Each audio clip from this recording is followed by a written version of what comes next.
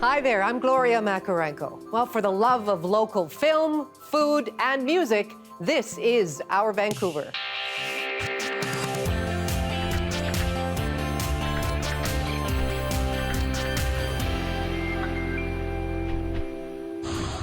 Coming up, repurposing old pianos and taking to the sea. And the simple egg celebrated by local chefs. But first, our city's Little Film Festival has grown a lot in 40 years.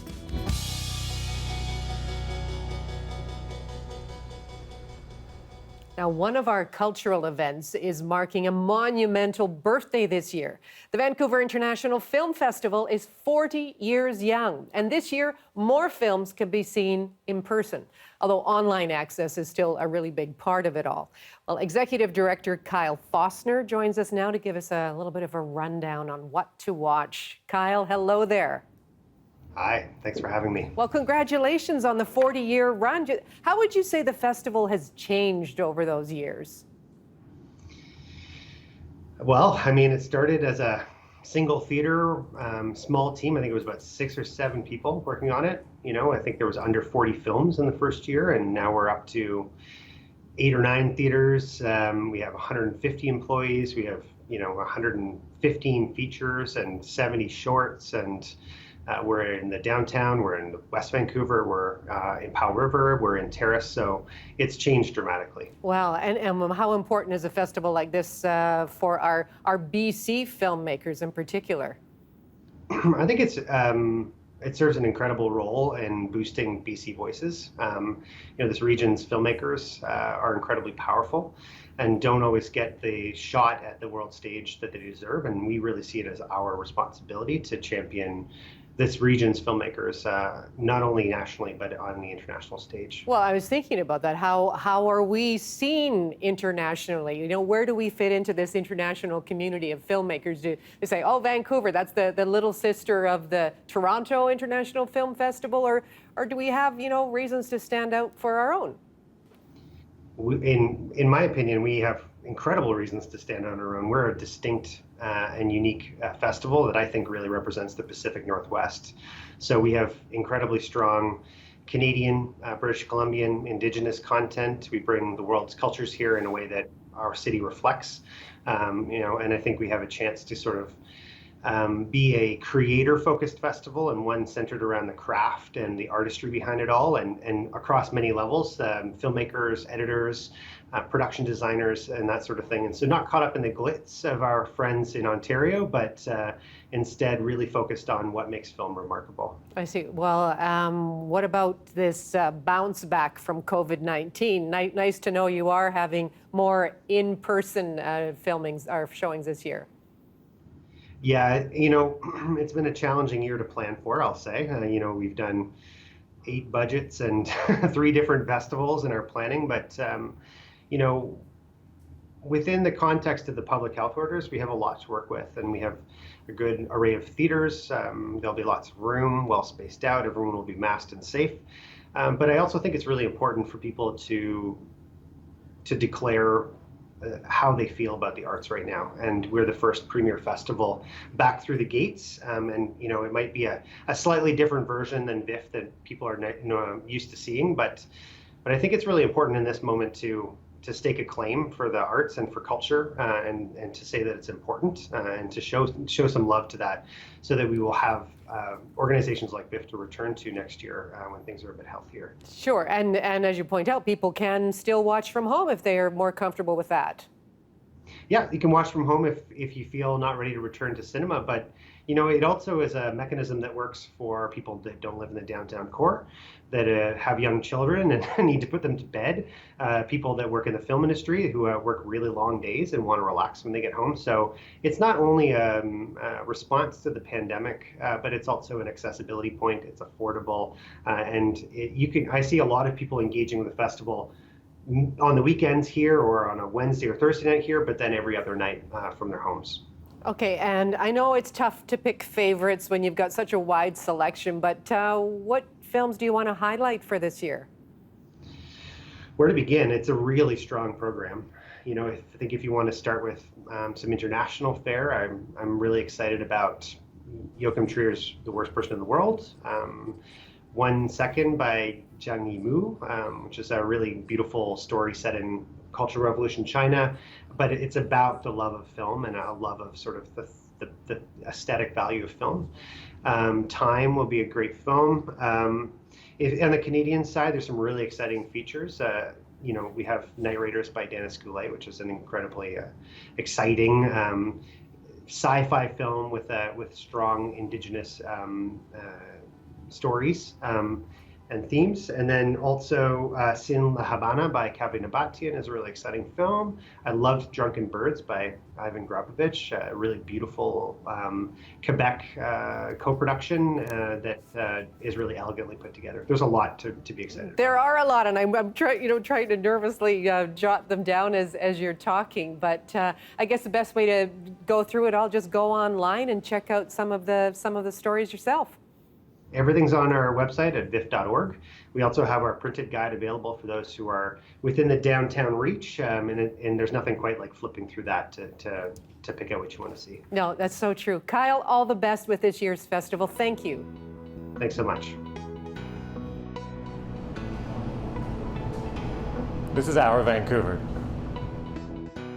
All right, it's time for one of our favorite features. This is where we get to showcase a number of the photographs that have been sent in by you, our audience. And what an amazing sunset at Mud Bay in Surrey. Thank you so much to Shalu Bumrah for sending that one along. And longtime contributor Norm Stack shows us a sleepy bear on Burke Mountain. A healthy sleepy bear there. Thank you so much, Norm. And finally, out in Manning Park, taking in the start of the splendid fall colors there. Rebecca Frederick, thank you so much to you. And do send us more. It's easy. Just email your favorite photographs to us, bcphotos@cbc.ca. All one word, bcphotos@cbc.ca. Now, what happens when a symbol of prosperity becomes one of decay? That is the focus of this week's Absolutely Vancouver documentary. It's about the thousands of abandoned oil wells littering the landscape in Canada. Just watch. What happens when a symbol of wealth becomes one of decay? What you're watching is the cleanup of a well.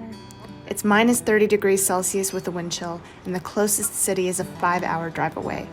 This is not an easy job and not for the faint of heart. In Canada alone, there are at least 475,000 conventional oil and gas sites that need to be cleaned up, at an estimated cost of $40 to $76 billion. This is a nonpartisan issue. I wonder, do you think that the political will is changing now that we're all having this awakening, or so to speak, like hangover of all these liabilities? There's a perspective in Alberta that the oil and gas industry is our poster boy, and we can't say anything bad about it. After over 100 years, it's time to clean up, and we've found ourselves unprepared. You have to look at everything with an open mind. Even the young people, they have to open their mind and look at what this has done for us. There's over $245 million in unpaid property tax revenue to municipalities. If a farmer doesn't pay your taxes or a landlord doesn't pay your taxes, you can lose your land. So where is the money and the labor going to come from? How can the public keep the oil industry accountable to clean up? I think the bigger picture is looking 7 generations ahead of yourself. It's scary. It's a scary time to be us. Regardless of how many billions of dollars it's going to cost to abandon and reclaim everything associated with oil and gas, there's still trillions of dollars of oil and gas left in the ground. What about orphaned wells? Wells that no longer have an owner because its company went bankrupt. Who will clean them?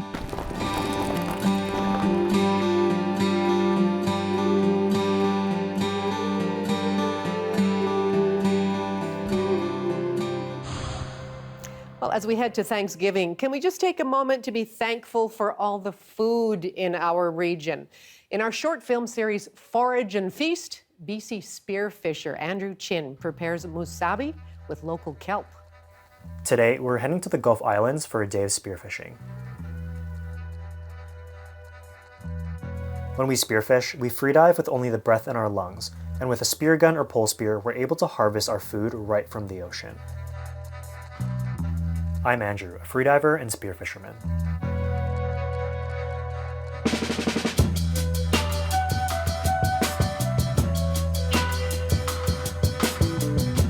Some dives you get exactly what you're looking for, and other times you come out empty-handed. But fish isn't the only thing available in the area. We've also got a ton of bull kelp growing around us. Growing up in Canada as a child of immigrants, I didn't always feel proud of my ethnicity or my culture. After spending most of my adult life in Hawaii, I'm now learning how to express my culture, cuisine, and what I learned in Hawaii through the local ingredients our province has to offer. British Columbia, like Hawaii, is a melting pot of cultures and cuisines. And what better way to mesh the two than to make a Hawaiian classic with some ingredients harvested right off our coastlines. Today, I'll be making musubi with our kelp. Musubi is a grab-and-go snack eaten in Hawaii. It usually consists of a protein and rice wrapped in nori. It's sometimes made at home, but it's just as easily bought from your local mom-and-pop shop. Bull kelp is high in protein and fiber and is available throughout the summer months along our coastlines. By only taking what we need and only harvesting the fronds, we ensure that it'll keep growing and that we don't kill the bull kelp.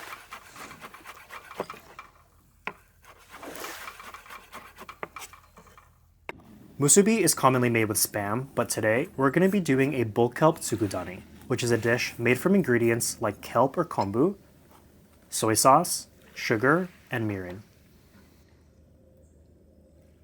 and simmered until you're left with a sweet and salty flavor bomb. While using Spam is my favorite way to make and eat musubi, it's definitely not the healthiest. And using kelp is a great vegetarian alternative. As a spearfisherman, sustainability is something that's really important to me. If we overharvest or harvest out of season, we set ourselves up for failure. By doing our best to keep our local ecosystem healthy and thriving, we're making sure that what's available today will still be around for future generations. I love how easy it is to make musubi. I used to use an empty Spam can to do this, but using a musubi mold from your local Asian market is just as easy. Simply take half a sheet of nori, and using your mold, add a layer of warm white rice, your filling, another layer of rice, and roll. You can wrap these up for later, serve them whole, or cut them in half and garnish. It's totally up to you.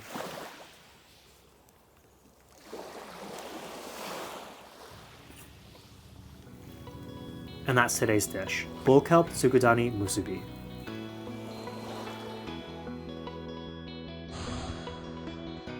Coming up, Johanna Wagstaff reports on what government officials are doing to prepare for next summer after the 2021 record heat.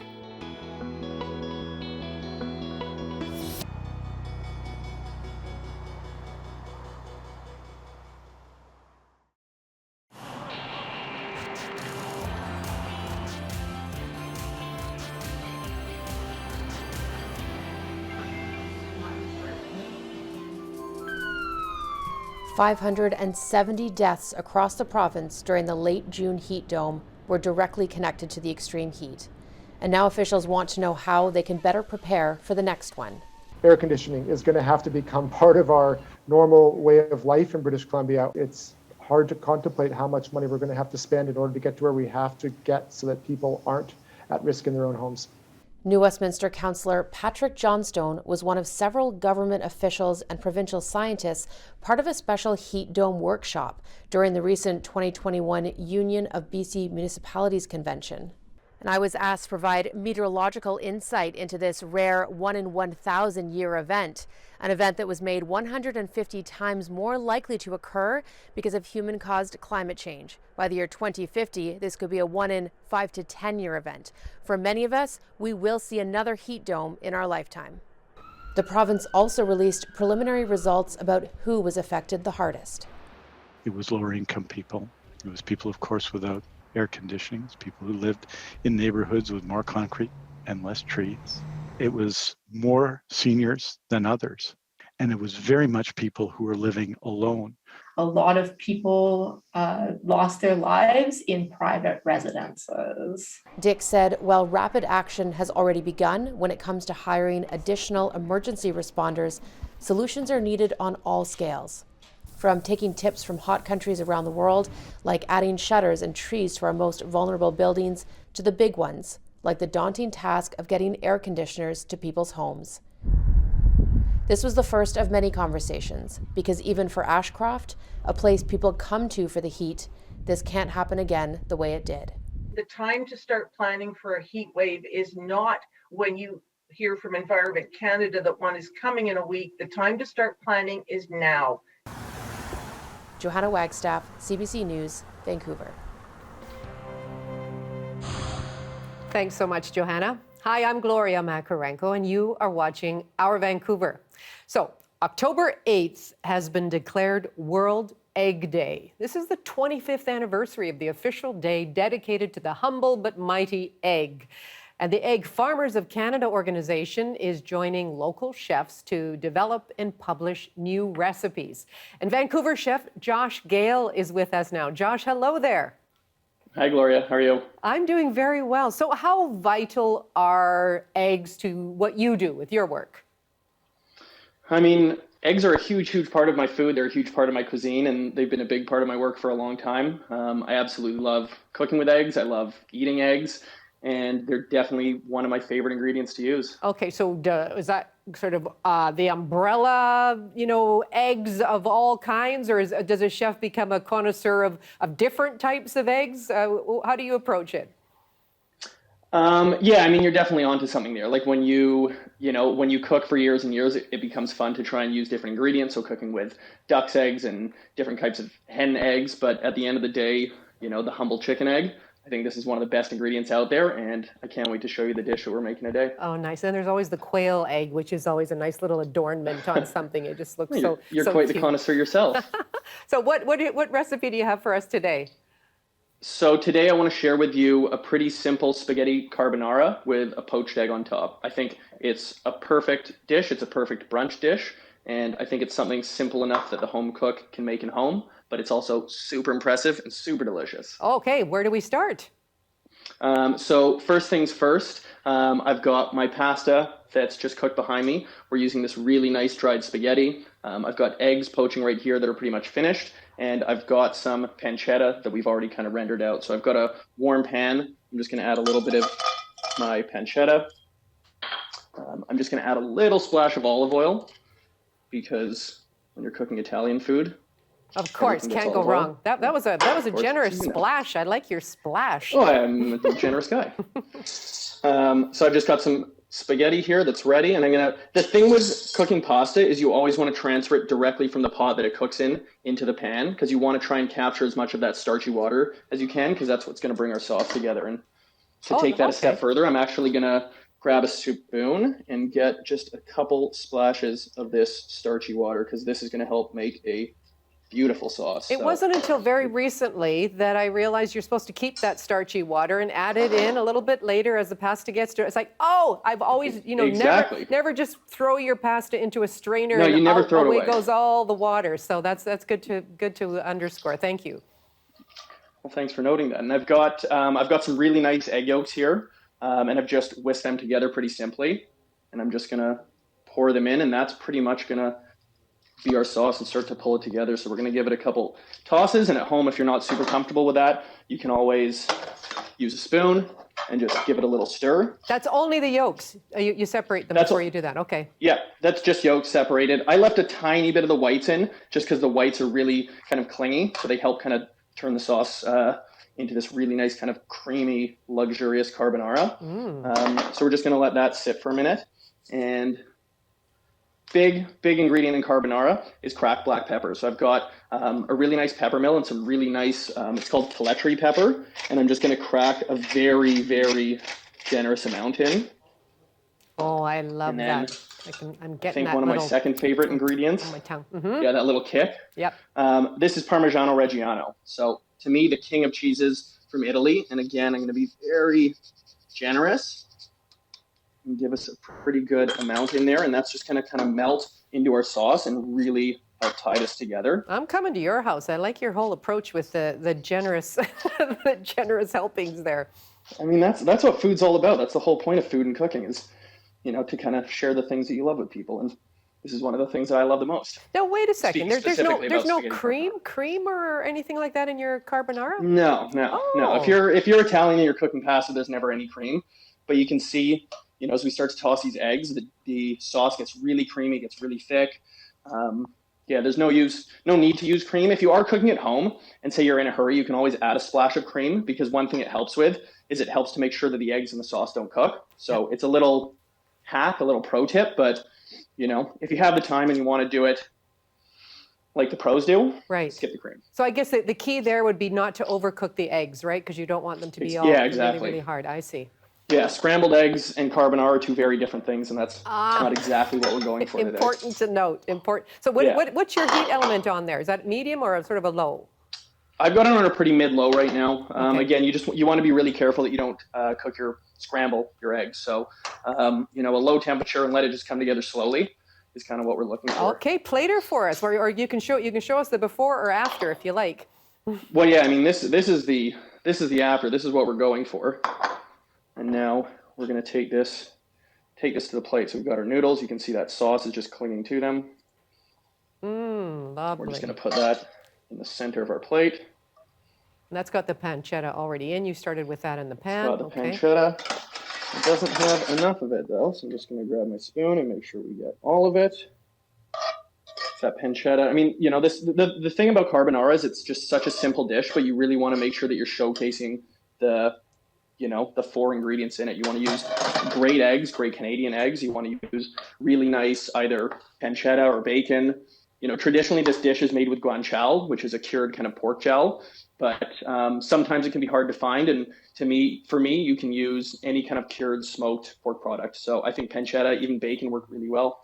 Okay, you're going to pop out that poached egg for that finishing touch. I was just going to say our finishing move here is just this perfectly poached egg, ready to go. We're just going to use a slotted spoon because we want to make sure that we drain as much of that water. We don't want to kind of thin out our sauce. We're just going to push it down and kind of make a little nest. Finish it with our egg right there. And then last move, I'm going to go back to that pepper again and be pretty liberal. Love it. Love it. A little more Parmigiano Reggiano. I was thinking a lot more Parmigiano, but I'll meet you somewhere in the middle. Okay. Josh, that is fantastic. Thank you so much. Now we're all craving eggs and wonderful technique. Well, you're very welcome. Really straightforward recipe. Thank you for sharing. Yeah.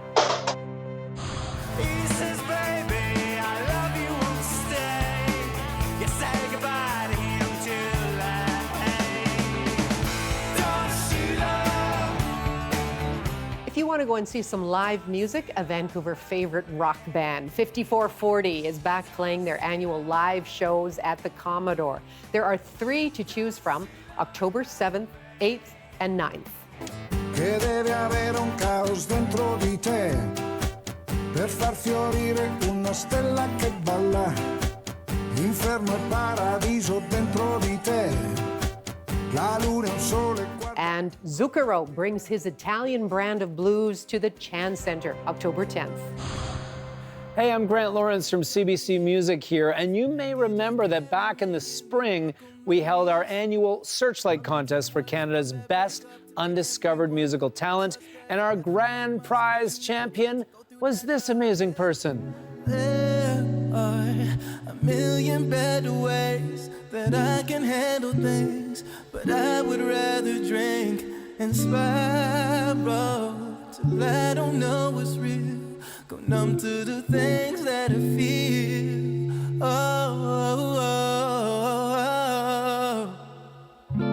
And I go down, going down, down, down. Yeah, that's Jive from Scarborough, Ontario. He has a brand new single out, which I will share with you in a moment. But yeah, a few months ago, it was Jive, this amazing R&B artist and former Juno nominee who beat out thousands of other musicians from every province and territory in the country to take top honors in Searchlight with that song called Down, which was originally written when he was, well, down. Here's Jive on the journey of his winning song. I think through creating that song, it gave me a little bit of healing. And then even like putting it out, it was all like this process of kind of coming back from that, from the time I made it to it coming out to now it having, won the Searchlight competition. It just felt like this amazing thing where out of this dark time, I made this song that ended up connecting with people. And I don't know, few things in my life have felt more poetic than that. Nice. We've really been enjoying getting to know this thoughtful and talented artist. Jive is a twin, and his musical talent comes to him through the family. His mom is a singer in the Toronto Mass Choir, and his dad was a DJ. In fact, some of Jive's early childhood memories involve helping his dad lug the DJ equipment out to the car. For taking top honors in Searchlight 2021, Jive has won a mass of prizes, including a placement in the Alan Slate Juno Masterclass in Toronto, a recording residency at Studio Bell at the National Music Centre in Calgary, a Play MPE global distribution deal for his song, and a Toyota Searchlight prize pack of $5,000 worth of more studio time and new instruments. Having all of these prizes just come to me, it just reinforced this idea that like things are turning around, and I'm lucky to have just the abundance that I have and the things that are coming to me. It's just like, to me, it's just I look at them like gratitude, but I'm also like, wait till people hear my next songs. You know what I mean? Like there's a part of it that knows that I'm gonna take all of this and just channel it to my art going forward and try to give even better experiences, stuff that just dig even deeper. I mean, I'm always on that quest just to the deepest part of myself, just to bring it out and be like, hey guys, look what I found. I'm just like you. And speaking of next songs, we have Jives. It's his brand new single, his first since winning Searchlight, for you right now. It's called Signs, and according to Jive, it's all about those signs when a relationship really is not working out. Check it out. You got that wet with a lake cat. I got that surfboard with the wave cat. Nothing was better than our first, what a feeling. I heard you settle down with an earthling. I thought that love wasn't your thing. Don't even like him, you just like pretending. Things you hid inside. Every see you later turns to get inside. Always coming back for a little vibe. So quit playing, pull up, hop on. Ooh. There you go. That's brand new music from Jive out of Scarborough. That is his single Signs, his first release since winning Searchlight.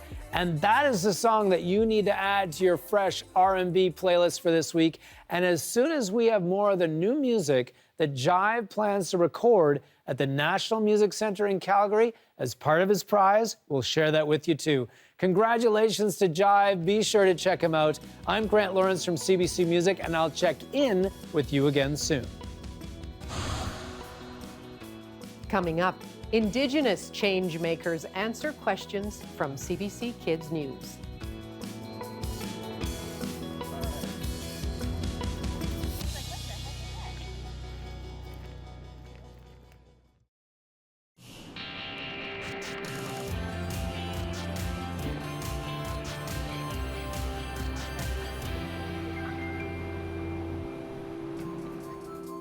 Hi, welcome back to Our Vancouver. I'm Gloria Makarenko.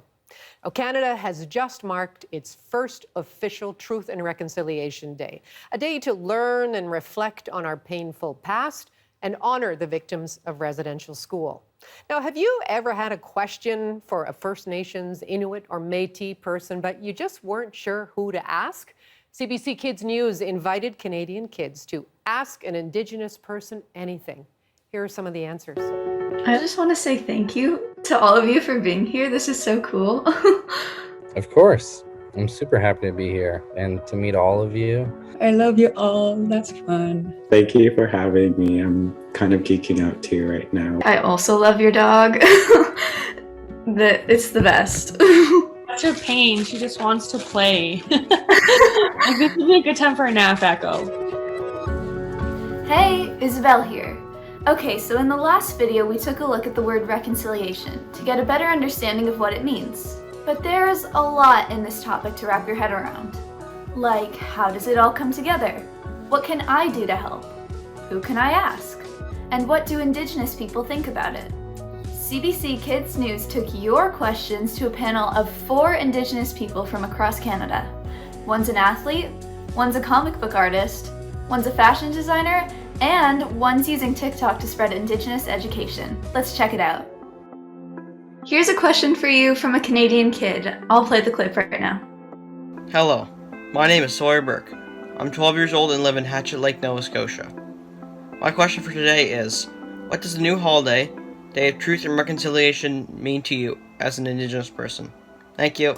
First and foremost, I think it's long overdue that we finally have a day to kind of, acknowledge the true history of so-called Canada, and to finally have a day that's kind of dedicated to it, knowing that, a lot of organizations and governments will be taking the initiative to educate and also provide resources for Indigenous and non-Indigenous peoples living in so-called Canada. So I think it's a good step forward towards reconciliation. So My hope with this holiday is that it's not seen as a day off, but rather a day for Indigenous peoples to take the time needed to nurture themselves, and for non-Indigenous peoples to do the work. My hope is that, yes, it's a day off, and it's a day for Indigenous people to gather and mourn and take care of themselves, but there's so much work that needs to be done, and that doesn't fall on Indigenous people anymore.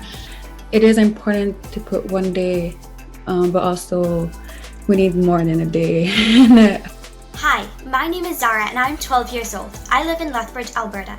What can we do to make up for the crimes of the past, such as residential institutes? there needs to be accountability. There needs to be people that should be held accountable for the crimes that they committed. There's still people out there, nuns and priests who were in charge of these residential schools that are still roaming free, and that a lot of people want to see that justice. They want to see it's important for their healing. So I think accountability really does need to happen.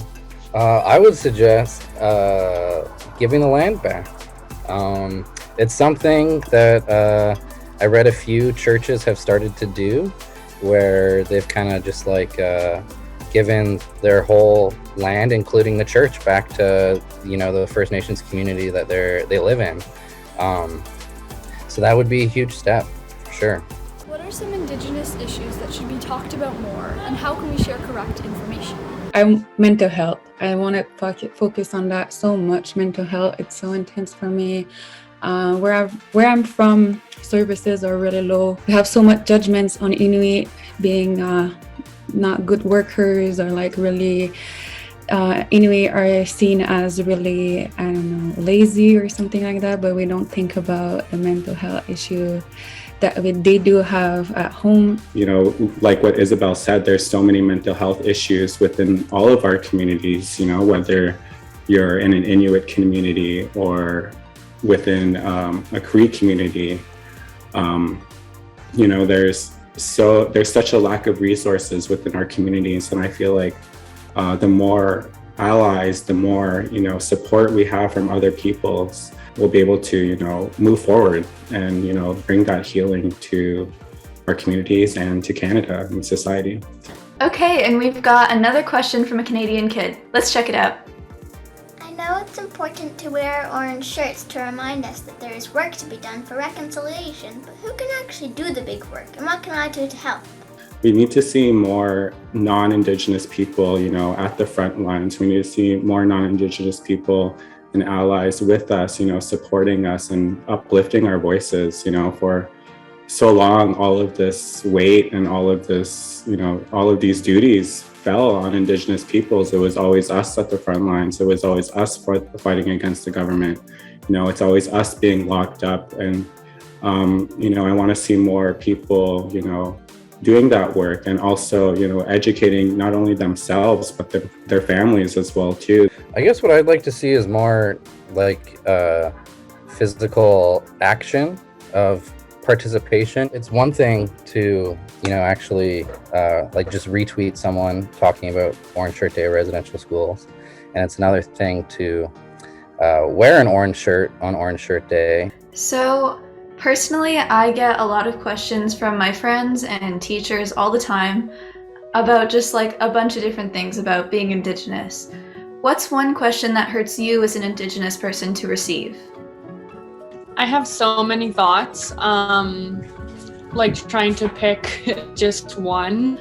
Throughout my life, I've had to continue to prove that I am enough, and it goes back to elementary school when I'd go on a field trip and we'd be on the bus and we'd have to travel through the north end of Winnipeg, and my peers would ask me if the very visibly Indigenous, houseless people on the streets were my parents, and if I would end up like that just because I'm Indigenous.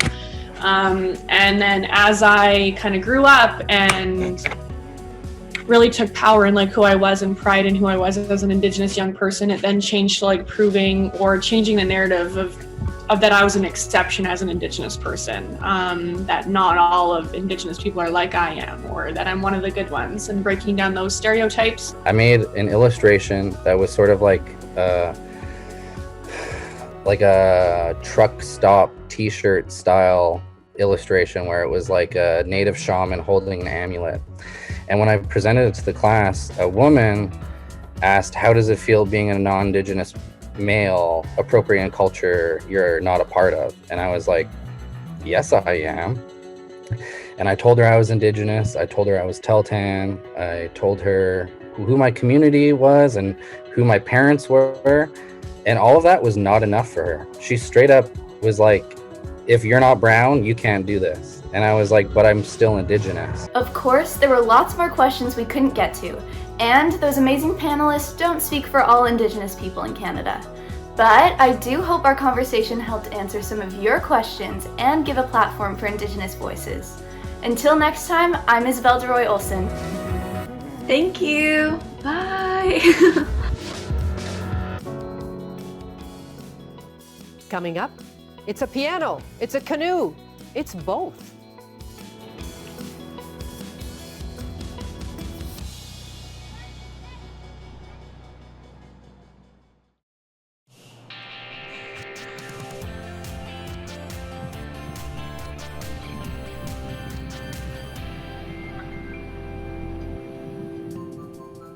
Welcome back to Our Vancouver. I'm Gloria Makarenko. Have you ever known a piano to float? Me neither, but a Surrey man has managed to do just that, sort of. The CBC's Janella Hamilton takes us to the water's edge with a C note. You want to ride in a boat?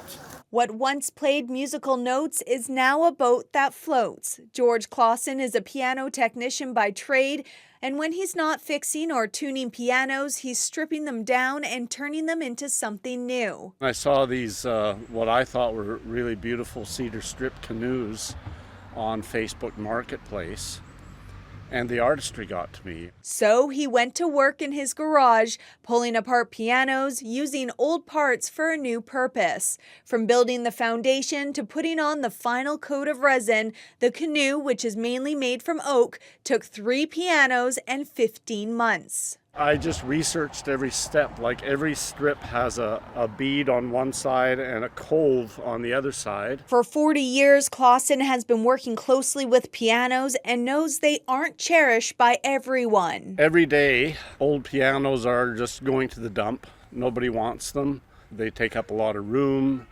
and people try to give them away. This is stringing braid. It goes between the parts of the string that you don't want to vibrate. Now that the canoe is complete, Clausen and his family are testing it out for the very first time. Aren't you a bit scared that the boat's not going to float? No? In fact, it did float gently down the Pitt River. It was fun but wobbly. Clausen says the canoe, which he's named Middle C, is still a work in progress, but now that they've tested the waters, he will head back to his garage for a few more tweaks. The thing that got me, I think, was how patient he was with it. So he underplayed, I guess, a little bit how much time and effort went into the detail.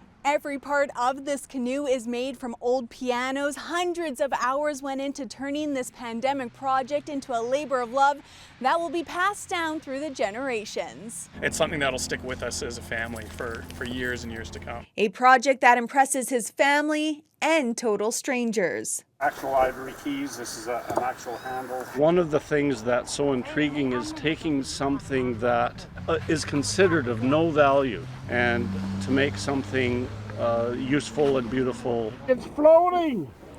I can't believe it! Janella Hamilton, CBC News, Pitt Meadows. Well, truth and reconciliation has been on the minds of Canadians recently with the marking of the first official day to acknowledge the victims of residential school. And this country has a long history of Indigenous leaders fighting for rights. Here's a look at a news story from 36 years ago on Haida Gwaii, where the issue of logging was at the forefront. And the language of the time certainly reflects the lack of understanding. In the Queen Charlotte Islands, Lyle Island has become a symbol. Some of the world's best stands of cedar, hemlock, and Sitka spruce grow here. These trees used to be plentiful all along the coast. Today, the Queen Charlotte Islands are the last motherlode of this green gold. But the Haida Indians who live here feel further logging threatens their lifestyle, which is based largely on salmon fishing. Further logging, they say, could do irreparable damage to the streams used by salmon. Last Wednesday morning, a group of Haida came to Sedgwick Bay on Lyle Island to protect this lifestyle. You're breaking the law, and you're stopping us from going to work, and we ask you to step aside and let us continue. There will be no logging on the area that the Haida people have designated as not to be touched. This is Haida land, and there'll be no further logging in this area. This is only the first group of protesters, and there will be many more coming this way to stay for the duration. And once more in British Columbia's forests, natives are at loggerheads with the forest companies. We're all Canadians, and we're all British Columbians here. And the wealth that comes off this side hill or from underneath it goes to support everybody. And we can't have it just these people having it. There's an elected government that divides it up.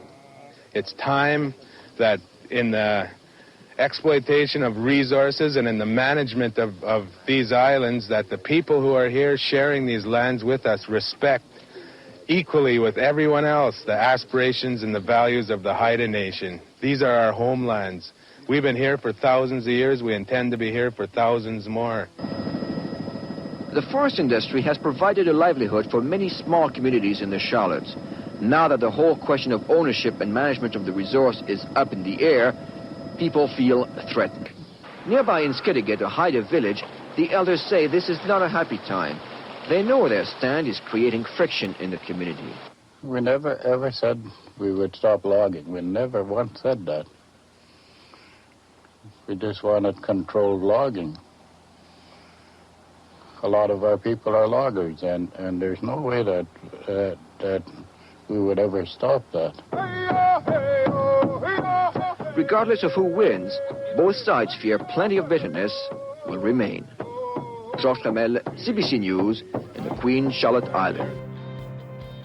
When we bring you stories here at CBC Vancouver, we have award-winning photographers out capturing the images that say so much. Still images add context and bring a lot more to the understanding of an event or an issue. Here are some of the latest from what was happening this past week. And that's all for Our Vancouver for this week. I hope you can join me weekday afternoons on CBC Radio 1 for On the Coast. For now, bye-bye.